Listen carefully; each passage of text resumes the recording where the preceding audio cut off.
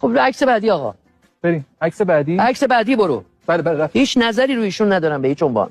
میخوام یه دونه پراید 57 تولدشون که شد حتما بهشون کادو بدم. به خاطر اینکه بله رو از من بگیرن آقای جناب آقای حمید لولایی، برای بنده یک دونه پراید 57 بیارن و من با اون پراید 57 راضیم. مریم جلالی یه پراید 57 هم ببرم قبول. بنده هم بهشون پیام دادم که اون زمانی که شما موتور گازی سوار می‌شدید، مریم امیرجلالی بازیگرم نبود، ماشین پتویندر شاسی بلند زیر پاش بود. شما از این ولخرجی‌ها نکنین. پول پراید بذارین تو اون جیبتون. تو اون جیبتون هم که شد بذارین جلو آینه. اگه 300 تومن جلو آینه میشه 600 تومن، 600 تومن هم چشاتو چپ کن میشه 900 تومن. بذار تو جیبت، برو برای خودت بخر. آره داداش.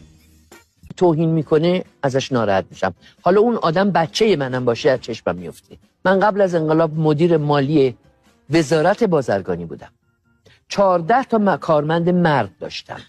یعنی کارتون در زمینه امور مالی و ایناست؟ بله. سال 73 کذایی. چرا کذایی؟ خب ببین حرف دلمو میزنم.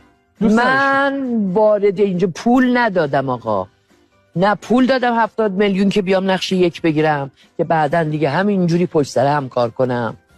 نه پارتی تراشیدم. به طور خدا منو ببر جلو دوربین یه سکانس بازی کنم. مطلقا.